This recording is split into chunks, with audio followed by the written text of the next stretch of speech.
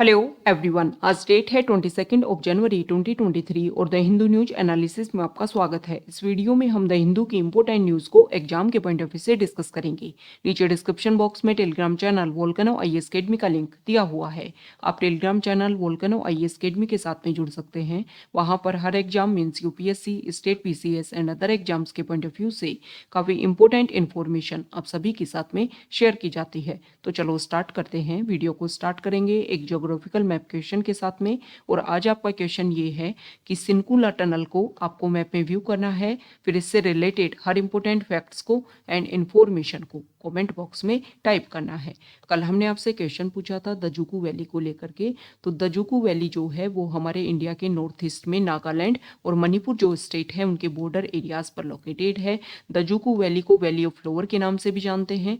ये जो दजुकू वैली है वो अपने natural environment, seasonal flowers and flora and fauna के लिए काफ़ी ज़्यादा फेमस है। दजुकू वैली में फॉरेस्ट फायर के काफ़ी ज़्यादा इशू देखने को मिलते हैं, जिसकी वजह से काफ़ी ज़्यादा न्यूज़ में बनी रहती है। तो दजुकू वैली की जो लोकेशन है वो हमारे लिए इम्पोर्टेंट हो जाती है। द हिंदू को अगर हम डिस्कस करें तो फर्स्ट इंपॉर्टेंट न्यूज़ है द हिंदू के फ्रंट पेज पर। और हमारी जो सेंट्रल गवर्नमेंट है उन्होंने डिसीजन लिया है कि अहोम डायनेस्टी की जो बरियल साइट्स हैं, जिनको मैदाम के नाम से जानते हैं, उनको यूनेस्को वर्ल्ड हेरिटेज साइट के नॉमिनेशन के लिए दिया जाएगा।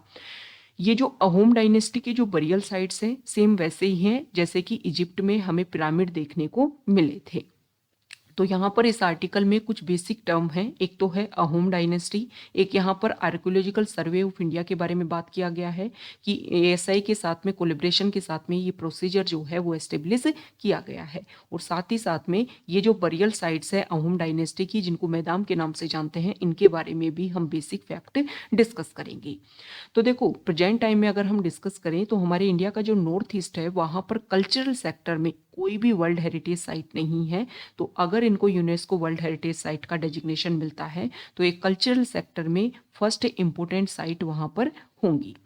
तो सबसे पहले हम बात करेंगे एएसआई के बारे में, आर्कियोलॉजिकल सर्वे ऑफ इंडिया के बारे में। यहाँ पर देखिए, देखो आर्कियोलॉजिकल सर्वे ऑफ इंडिया जो है इसको 1861 में एस्टेब्लिश किया गया था जब ब्रिटिश रूल इंडिया के ऊपर था। अलेक्जेंडर कनिंगम जो है इसके फर्स्ट डायरेक्टर जनरल थे। और इन्हीं को, अलेक्जेंडर कनिंगम को ही हमारे इंडिया का फादर ऑफ इंडियन आर्कियोलॉजी इनको बोला जाता है। ये जो आर्कियोलॉजिकल सर्वे ऑफ इंडिया जो है वो मिनिस्ट्री ऑफ कल्चर के अंडर आता है। ये इंपॉर्टेंट फैक्ट है, ये आपको ध्यान में रखना है। तो जो भी इंपॉर्टेंट ऑर्गेनाइजेशन हो वो कौन सी मिनिस्ट्री के अंडर आते हैं, ये हमारे लिए बहुत ज़्यादा इंपॉर्टेंट हो जाता है। अब हम बात कर लेते हैं अहोम डायनेस्टी की। तो यहाँ पर इस मैप के थ्रू हम समझ लेते हैं। तो देखो, जो अहोम डायनेस्टी के जो फाउंडिंग फादर है उनका नाम है चोलोंग सुक्पा। जो चाओलोंग सुक्पा है उनके बारे में ऐसा बोला जाता है कि 13th सेंचुरी में उन्होंने यहाँ पर आकर के अपना जो रूल है वो एस्टेब्लिश किया था। और लगभग 6 सेंचुरी तक जो है अहोम डायनेस्टी ने इस रीजन पर अपना जो रूल है वो एस्टेब्लिश करके रखा। 1826 में जब ब्रिटिशर्स जो हैं उन्होंने इस प्रोविंस को जब एनेक्स किया और ट्रिटी ऑफ याम्बाडू जो है उनके बीच में हुई, तब जाकर के अहोम डायनेस्टी जो है वो यहाँ पर एक तरीके से कंक्लूड हुई। ओके, अब देखो, एक राइटर है और राइटर का नाम है sir Edward Gait. Sir Edward Gait की एक बुक है हिस्ट्री ऑफ आसाम। उसमें एक बात बताई गई है कि ये जो फाउंडिंग फादर थे अहोम डायनेस्टी के, ये इन्होंने, मतलब इनका जो स्टार्टिंग पॉइंट की अगर हम बात करें तो वो एक मोलोंग जो जगह है जिसको बर्मा के नाम से जानते थे और प्रेजेंट टाइम में म्यांमार के नाम से जानते हैं, यहाँ से निकल करके वो आए और फिर ब्रह्मपुत्र वैली में उन्होंने अपने आप को एस्टेब्लिश किया। और सबसे पहले 1235 एडी में जो है उन्होंने आसाम का जो चराई देव रीजन है, जहाँ पर प्रेजेंट टाइम में बहुत सारी ये जो बरियल साइट्स देखने को मिलती हैं, वहाँ पर सबसे पहला अपना जो प्रिंसिपल एरिया के रूप में उस एरिया को एस्टेब्लिश किया था। ओके, तो ये इंपॉर्टेंट फैक्ट है अहोम डायनेस्टी को लेकर के जो आपको ध्यान में होना चाहिए। अब हम बात कर लेते हैं इन बरियल साइट्स की कि किस तरीके से व्यू होती हैं। तो यहाँ पर आपको इमेज में शो हो रहा होगा। इसके अलावा अगर हम डिस्कस करें तो दूर से आप देखोगे तो आपको इस तरीके की टीले जैसी स्ट्रक्चर जो है वो दिखाई देगी। लेकिन अब जब पास में जाकर के जब आप व्यू करते हो तो इस तरीके से एंट्रेंस जो है वो देखने को मिलता है। और ऐसा बोलते हैं कि इसके अंदर जो है, इस बरियल साइट्स के अंदर जाकर के जब देखा जाता है तो कुछ जो है कमरे जो हैं, रूम जो हैं, उसमें कंस्ट्रक्शन किए किए जाते हैं। तो ये जो अहोम डायनेस्टी जो है, जब से इन्होंने हिंदुइज्म को फॉलो करने लगे, तो पहले क्या होता था, बॉडी को इसमें रखा जाता था, उसके बाद में क्रिमेशन करके जो एसेज हैं वो यहाँ पर इन बरियल साइट्स मतलब मैदान में रखा जाने लगा। तो ये इंपॉर्टेंट फैक्ट है अहोम डायनेस्टी को लेकर के, उनकी बरियल साइट्स को लेकर के। नेक्स्ट इंपॉर्टेंट आर्टिकल है, तो देखो चाइना जो है वो तिब्बत में मतलब हमारे इंडिया का जो बॉर्डर एरिया है वहाँ पर एक रिवर के ऊपर, और रिवर का नाम है मापजा जांगपो, यहाँ पर डैम का कंस्ट्रक्शन कर रहे हैं। और इस तरीके की जो इमेज है वो हमें सैटेलाइट्स में व्यू हुई है। सैटेलाइट्स जो इमेज है उसमें ये बातें क्लियर निकल करके आई हैं कि चाइना जो है वो यहाँ पर बॉर्डर एरियाज में डैम का कंस्ट्रक्शन कर रहा है।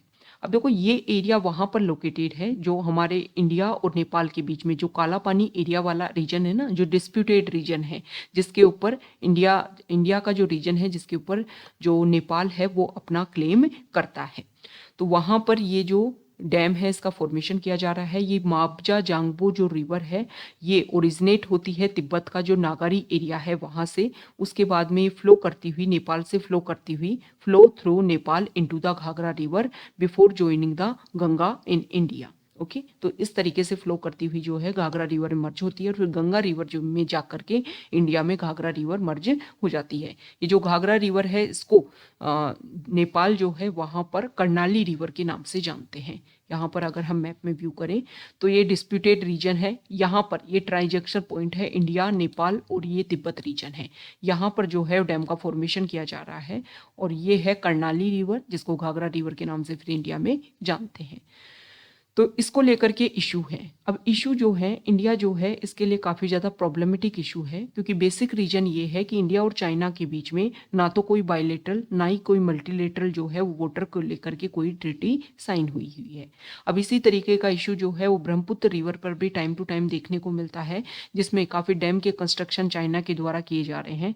इसका बेसिक रीजन एक ही तो ये है कि चाइना अपने हाइड्रो पावर जो प्रोजेक्ट्स हैं उनको ज़्यादा से ज़्यादा एस्टेब्लिश करना चाहता है। वो चाहता है कि रिन्यूएबल एनर्जी के ऊपर ज़्यादा से ज़्यादा फोकस किया जाए। दूसरा, जो उनके ड्राई रीजन है वहाँ पर वाटर को एक तरीके से डाइवर्जन करने के लिए डैम का कंस्ट्रक्शन जो है वो ज़्यादा से ज़्यादा चाइना के द्वारा किया जा रहा है, ताकि ये जो हिमालयन जो रिवर्स हैं इनके वाटर का डाइवर्जन किया जा सके उन रीजन में जहाँ पर वाटर की अवेलेबिलिटी काफ़ी ज़्यादा कम है चाइना में। ओके, तो ये बेसिक प्रॉब्लम है। और देखो इंडिया जो है इसके ऊपर ज़्यादा फोकस इसलिए करता है कि वो मैक्सिमम जो हिमालयन रिवर हैं उनका ओरिजिन जो है वो तिब्बत वाले रीजन से देखने को मिलता है। तो अगर वहाँ पर डैम का कंस्ट्रक्शन किया जाएगा तो इंडिया में जब रिवर फ्लो होकर के आएगी तो उसमें रिवर का क्या हो जाएगा, जो रिवर का जो फ्लो है वो काफ़ी कम देखने को मिलेगा, जिससे इंडिया में भी काफ़ी ज़्यादा इफेक्ट देखने को मिलेगा। नेक्स्ट इंपॉर्टेंट आर्टिकल है, यहाँ देखिए। तो देखो मनरेगा स्कीम के बारे में यहाँ पर बताया गया है कि अगर हम बात करें मनरेगा स्कीम की तो इस साल जो है 100 डेज का यहाँ पर जो एम्प्लॉयमेंट है वो दिया जाता है पर पर्सन को, पर इंडिविजुअल को 1 ईयर में। और लेकिन यहाँ पर अगर हम देखें तो लोगों को 42 डेज मतलब मनरेगा के अंडर काम करने का जो ड्यूरेशन है वो काफ़ी कम हुआ है। अगर हम बात करें 2021-22 की तो वहाँ पर 50 डेज देखने को मिला था एवरेज। 2020-21 में देखें तो 52 डेज देखने को मिला था। 2019-20 में अगर हम देखें तो 48 डेज, और 2018-19 में अगर हम देखें तो 51 डेज। तो मतलब जो रेशियो है वो काफ़ी कम देखने को मिला है लास्ट कुछ ईयर से अगर हम कंपैरिजन करें तो देखो इसके कुछ बेसिक रीजन है कि मनरेगा स्कीम में लोगों का जो इंक्लूजन है वो काफ़ी कम हो रहा है। बेसिक प्रॉब्लम्स में अगर हम बात करें तो वेजेस जो हैं वो टाइम पर नहीं दिए जा रहे हैं। वेजेस डिस्ट्रीब्यूशन में काफ़ी ज़्यादा इशू हो रहा है, जिसकी वजह से भी जो लोग हैं वो अदर पॉइंट्स के ऊपर या अदर एम्प्लॉयमेंट सेक्टर में जो है वो अपने आप को वर्क के लिए अपने आप को तैयार कर रहे हैं। दूसरा बेसिक प्रॉब्लम ये है कि टाइम के साथ में अगर हम देखें तो टेक्निकल कॉम्प्लेक्सिटीज़ जो हैं वो काफ़ी ज़्यादा बढ़ गई हैं। इसकी वजह से भी प्रॉब्लम्स जो हैं वो काफ़ी ज़्यादा क्रिएट हो रही हैं। जैसे कि अभी हमारी गवर्नमेंट ने स्टार्ट किया कि जो भी मनरेगा वर्कर्स हैं वो ऑनलाइन अपना जो है डेली बेसिस पर अपनी अटेंडेंस जो है वो रजिस्टर करवाएंगे, ताकि जो ट्रांसपेरेंसी है मनरेगा स्कीम में वो बनी रह सके। तो ये कुछ बेसिक इशू है जिसकी वजह से प्रॉब्लम्स जो हैं वो काफ़ी ज़्यादा देखने को मिल रही है। देखो वैसे मनरेगा स्कीम की अगर हम बात करें तो पेंडेमिक के टाइम में बहुत सारे लोगों को जो है वो जॉब दी गई थी, जिन लोगों की जॉब लॉस जो है वो पेंडेमिक के टाइम में देखने को मिली थी। इसीलिए इस चीज़ को लेकर के फोकस किया गया कि जिस तरीके से रूरल एरियाज़ में मनरेगा स्कीम है, उसी तरीके से अर्बन एरियाज़ में भी जॉब के लिए, एम्प्लॉयमेंट के लिए इस तरीके की स्कीम होनी चाहिए, ताकि मिनिमम डेज के लिए जॉब जो है वो प्रोवाइड किया जा सके वहाँ के भी यूथ को, वहाँ के भी वर्कर्स को। नेक्स्ट इंपोर्टेंट आर्टिकल है, यहाँ देखिए, एक सेकेंड। हाँ, देखो जोशीमठ जो इशू है वो आप सभी को पता है, हमने बार बार डिस्कस भी किया है। तो यहाँ पर जो है प्रेजेंट टाइम में रेन और स्नोफॉल देखने को मिल रहा है, जिसकी वजह से काफ़ी ज़्यादा इशू हो रहे हैं। जोशीमठ इशू ये है कि टाइम के साथ में यहाँ पर जो लैंड सब्सिडेंस देखने को मिल रहा है, मतलब लैंड जो है वो धीरे धीरे नीचे जो है धंस रही है। यहाँ पर जो भी कंस्ट्रक्शंस हैं, जो भी होम हैं, उन सभी में बहुत ही ज़्यादा दरारें जो है वो देखने को मिल रही है। काफ़ी ज़्यादा इफेक्ट जो है यहाँ की पॉपुलेशन जो है वो हो रही है। बेसिक प्रॉब्लम की अगर हम बात करें कि क्या रीजन है जोशीमठ इश्यू को लेकर के, तो देखो यहाँ पर ये जो जोशीमठ एरिया है ये एक स्टेबल रीजन नहीं है। ऐसा बोलते हैं कि जो लैंडस्लाइड जो इशू है उसकी वजह से जो भी डेब्रीज आकर के यहाँ पर इकट्ठे हुए, उसी के थ्रू ये इसका फॉर्मेशन हुआ है।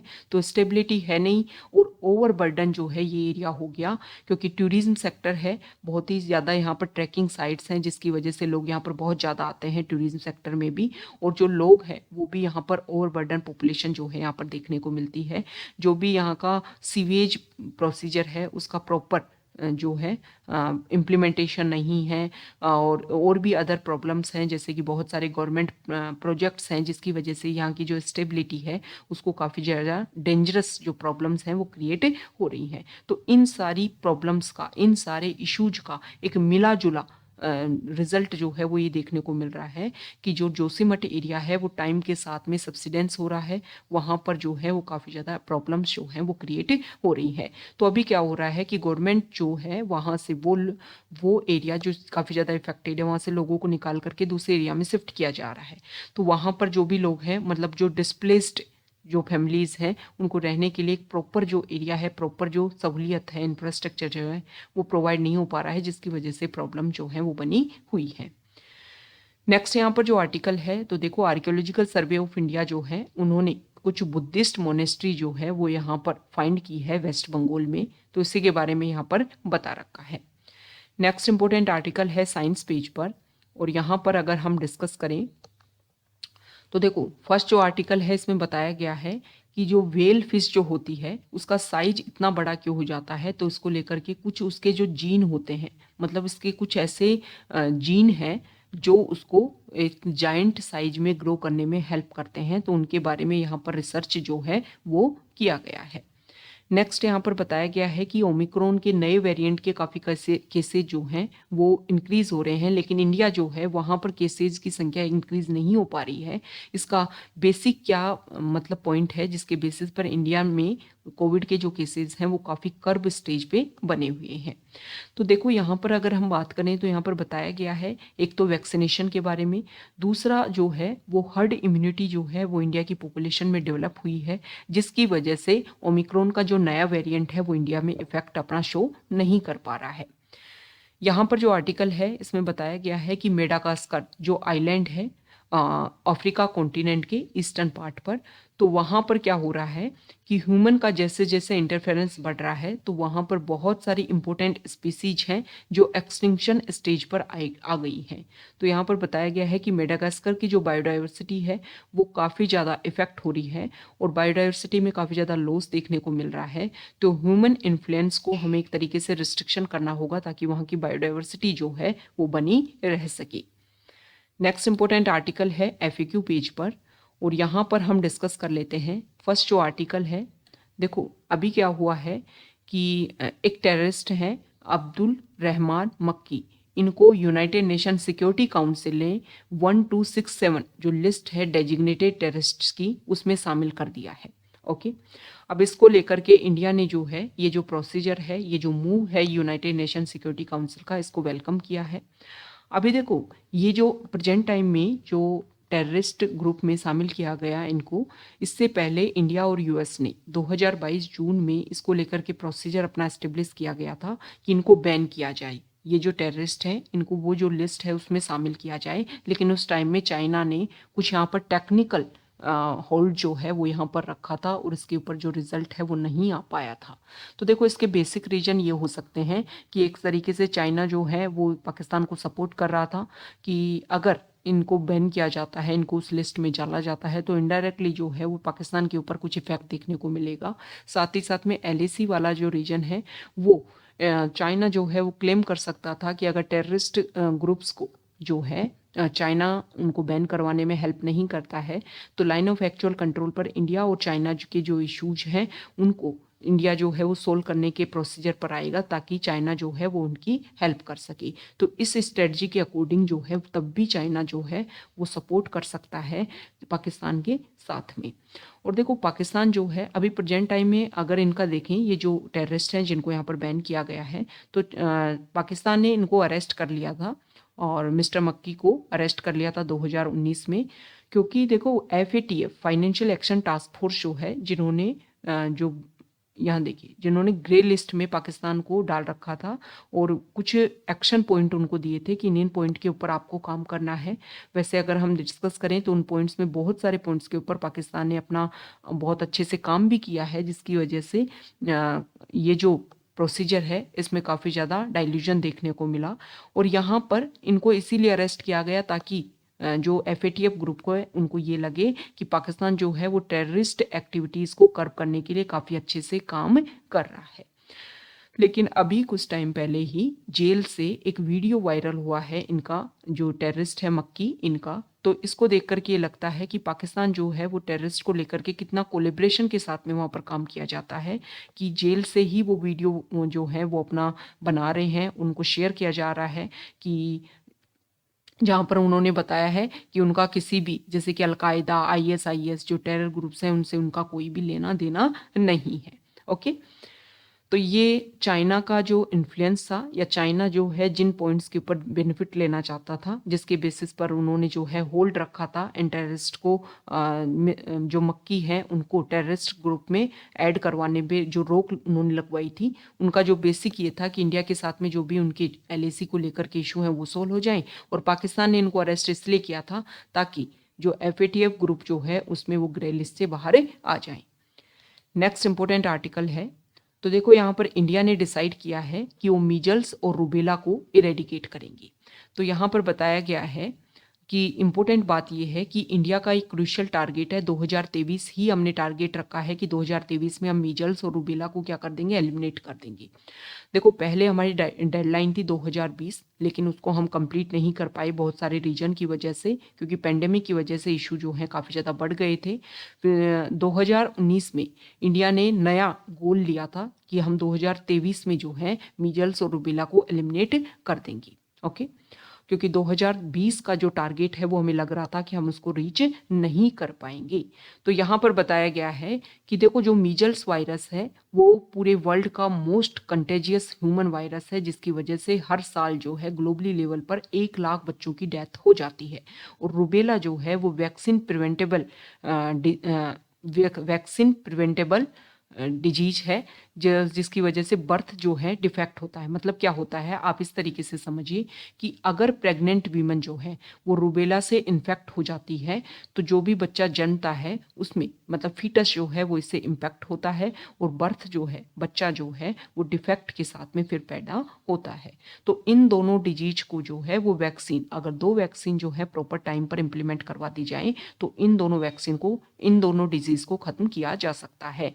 तो यहाँ पर इंडिया के टारगेट की बात की गई है कि देखो इंडिया ने जो है वो टारगेट लिया था कि हम जो है इस प्रॉब्लम्स को सॉल्व करेंगे, लेकिन टाइम टू टाइम एक्सटेंड इसमें देखने को मिल रहा है। तो अभी प्रेजेंट टाइम की बोला जा रहा है कि हाँ हम 2023 में इसको ख़त्म तो कर सकते हैं, लेकिन हमें फोकस करना होगा कि जो भी प्रेग्नेंट वीमेन है, जो भी न्यू इन्फेंट है, उनको लेकर के सारे डाटा जो हैं वो हमारे पास रहें और फिर उनको ये सारी वैक्सीन जो है वो दी जानी चाहिए। चाहिए।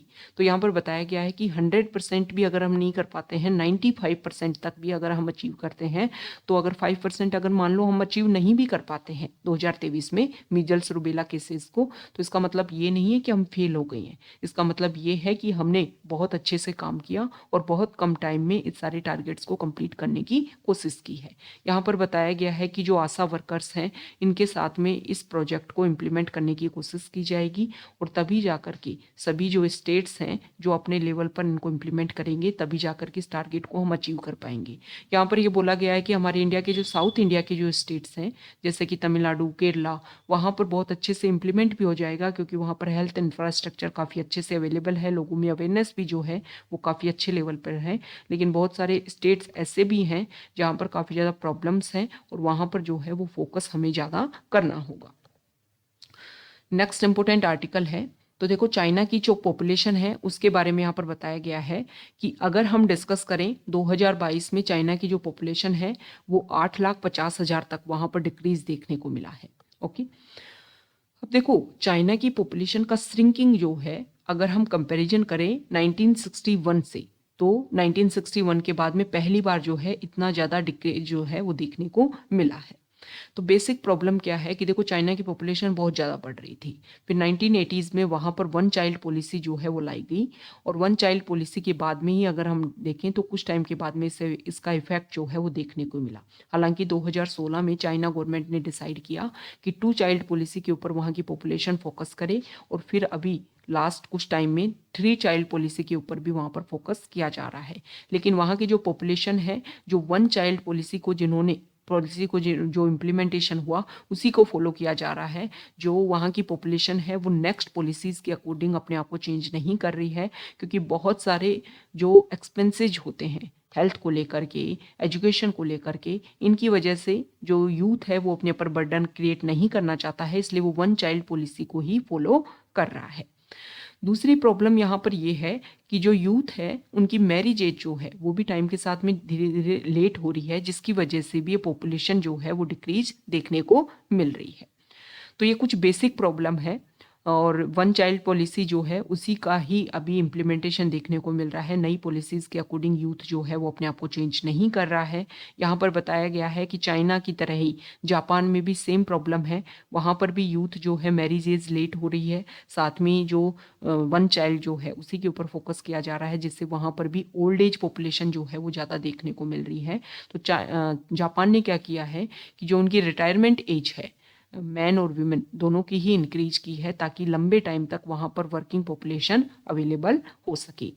अब चाइना को लेकर के यहाँ पर कुछ इंपॉर्टेंट बातें बताई गई हैं कि चाइना जो है वहाँ पर अगर हम नेक्स्ट कुछ ईयर में देखें तो 2050 तक अगर हम बात करें तो 60 प्लस एज जो ग्रुप है उसमें काफ़ी ज़्यादा 30 मिलियन जो है वो इंक्रीज देखने को मिलेगा। टोटल पॉपुलेशन का 20% जो है वो क्या है, अभी 60 प्लस एज है, और वो टाइम के साथ में और ज़्यादा इंक्रीज हो जाएगा। यहाँ पर बताया गया है कि 2050 तक जो है वो 35% हो जाएगा। टोटल पॉपुलेशन का 35% जो है वो 60 प्लस एज वाले लोग जो है वो चाइना में देखने को मिलेंगे। चाइना के national working commission on ageing जो है उसके अकॉर्डिंग अगर हम बात करें तो चाइना को अभी प्रेजेंट टाइम में जो हेल्थ सेक्टर में 2015 में वो हेल्थ सेक्टर में जीडीपी का 7% खर्च कर रहे हैं, 2050 तक उनको 26% खर्च करना होगा, क्योंकि हेल्थ सेक्टर एजिंग पॉपुलेशन ज़्यादा होगी, तो हेल्थ सेक्टर में ज़्यादा से ज़्यादा इंफ्रास्ट्रक्चर जो है उनको डेवलप करना होगा, पॉलिसी जो है वो बनानी होंगी।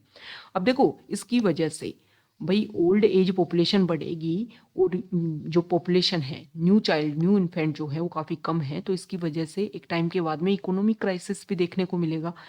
और इसी का बेसिक प्रॉब्लम ये है कि वहाँ की जो फैक्ट्रीज़ हैं जो रूरल एरियाज़ में हैं वो अपने आप को ट्रांसफ़र कर रही हैं अदर कंट्रीज़ में, जहाँ पर वर्किंग पॉपुलेशन जो है वो काफ़ी ईजिली अवेलेबल हो सके। क्योंकि देखो अगर बाहर से वर्किंग पॉपुलेशन आती है तो काफ़ी ज़्यादा बर्डन क्रिएट जो है वो कोई भी जो इंफ्रास्ट्रक्चर है या कोई भी जो फैक्ट्री है उसके ऊपर होता है, तो वो फोकस करेंगे कि ऐसे एरिया पर जहाँ पर चीप लेबर जो है वो अवेलेबल हो सके, तो अदर कंट्रीज़ में वो अपने आप को ट्रांसफ़र कर रहे हैं। साथ ही साथ में बहुत सारी कंपनी जो हैं वो टेक्नोलॉजी के ऊपर भी ज़्यादा से ज़्यादा फोकस कर रही हैं कि जब वर्कर्स आपके अवेलेबल ना हो तो आप टेक्नोलॉजी के यूज के साथ में काम जो है वो अच्छे से कर पाओ। ओके, तो ये प्रॉब्लम है।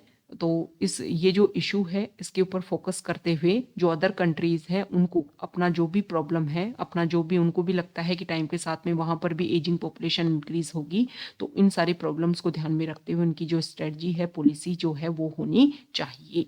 ओके। और चाइना की जो पॉपुलेशन है जिस तरीके से यहाँ पर स्लो डाउन देखने को मिल रहा है, उससे इस साल में इंडिया जो है वो चाइना को क्रॉस कर जाएगा पॉपुलेशन के बेसिस पर। तो ये आज का हमारा द हिंदू न्यूज़पेपर का डिस्कशन था। अगर आप यहाँ तक आए हैं, वीडियो आपको अच्छा लगा है, तो प्लीज़ वीडियो को लाइक कर दीजिए, शेयर कर दीजिए और चैनल को सब्सक्राइब कर दीजिए। Okay, thank you.